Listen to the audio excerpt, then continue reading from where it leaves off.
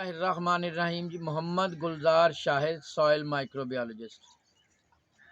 आज आप लोगों से अगेती कपास के हवाले से बात करने के लिए मैं आया हूँ कि तमाम दोस्तों ने जहाँ जहाँ भी कपास काश्त करनी है, अभी आपके पास वक़्त है। आप 13,000 रुपये की बोरी DAP की बजाय ये कंट्रोल शेड की जो पोल्ट्री मनोर है, ये खाद तकरीबन 300 सवा 300 रुपये मन के हिसाब से दस्तयाब है।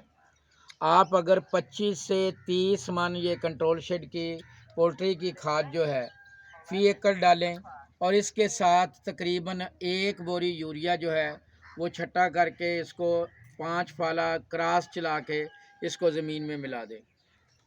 और अगर पानी दस्तयाब हो या 6-7 फरवरी को इंशाल्लाह मुतवक्को है कि बारिश होगी, तो उस बारिश से ये ज़मीन का हिस्सा बन जाएगी। कोशिश करें कि जब सर्दी का मुकम्मल स्पेल निकल जाए, यानी सर्दी की शिद्दत कम हो जाए, और ये फरवरी के आखिर में, कोई जल्दबाजी ना करें। फरवरी के आखिर में आप जो है कपास की काश्त के लिए ज़मीन को तैयार करें। ज़मीन जब आपने तैयार करनी है तो उसमें आप तैयारी के आखिरी मरहले पे एक बोरी DAP भी डाल सकते हैं। उसका तरीकाकार ये है कि जब आप रिजर के साथ खेलियाँ बनाते हैं तो ये रिजर सबसे पहले मार्का लगाता है। जहाँ से वो पहली बार गुज़रता है, 2 आदमियों को झोली में खाद डालवाएं। एक खेत के सिरे पे खड़ा हो जाए, दूसरा दरमियान में। जहाँ जहाँ वो मार्का लगाता जाता है उसमें आप खाद केरा करते जाएं। दोबारा जब रिजर उसमें से गुजरेगा, उसी खाद को वो उठाएगा, वहाँ पे लगा देगा जहाँ आपके पौधे ने होना। और जो आपका बेड का दरमियानी हिस्सा है, जहाँ पे सिर्फ जड़ी बूटियों ने होना है, जहाँ पे आपकी फसल ने नहीं जाना, वहाँ तक खाद नहीं जाएगी। इस तरह एक बोरी DAP जो है वो आप उससे 2 बोरी DAP का काम ले सकते हैं।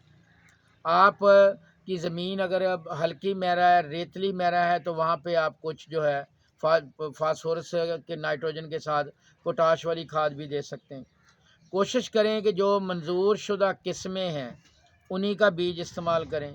जो पिछले साल आपके इलाके में जिन्होंने बेहतरीन पैदावार दी है, जो कि ट्रिपल जीन वैरायटीज़ हैं, उनके अक़साम को काश्त करें।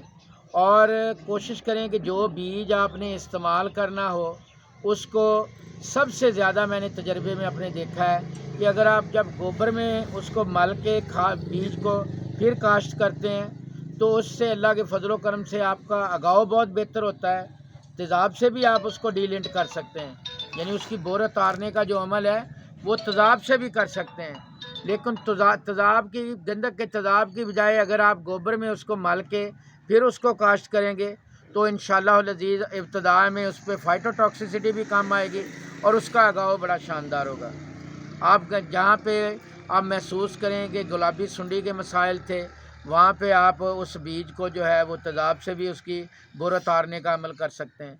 10 किलो बीज के लिए 70% वाला 1 किलो गंधक का तेज़ाब जो है ये बेहतरीन है।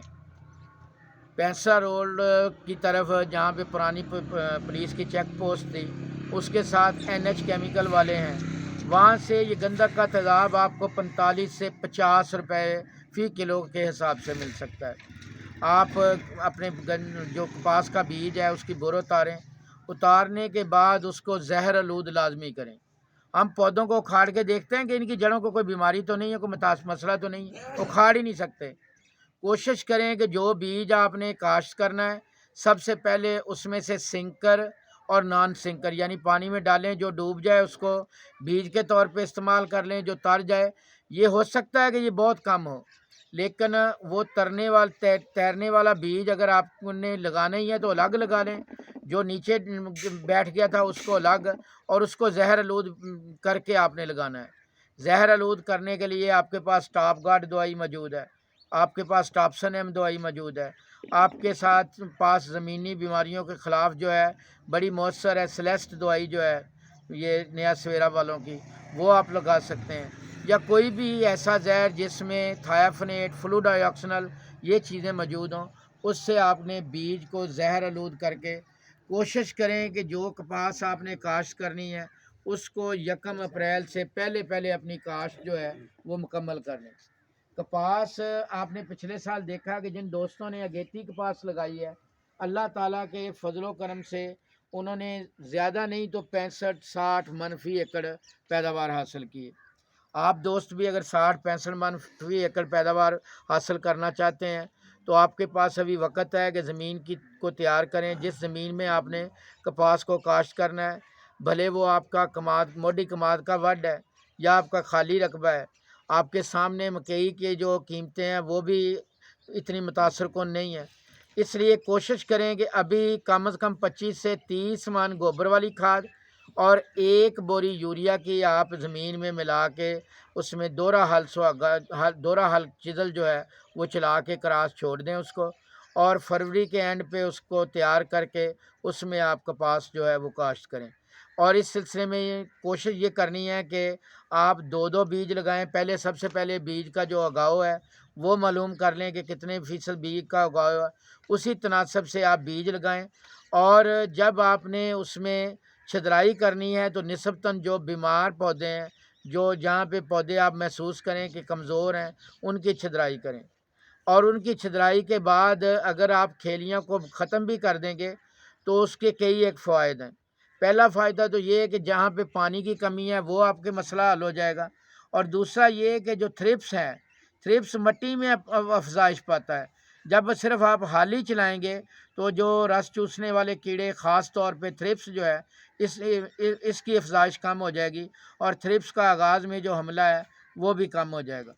और बहुत अच्छी चीज़ है कि आप उस पर कोई अच्छी जो जड़ी बूटी मार जहर जो है वो इस्तेमाल कर लें। मार्केट में बड़ी जहरें दस्तयाब हैं, लेकिन अयूब रिसर्च ने जो ये तरीका गदी के साथ, जिसको वो खोतीवेटर कहते हैं, वो हमारे इलाके में 75-80 एकड़ जो है राना तारक साहब कपास लगाते हैं, और उसके साथ तरफाली जो है ये सुल्तानिया वीट थ्रेशर वाले बनाते हैं।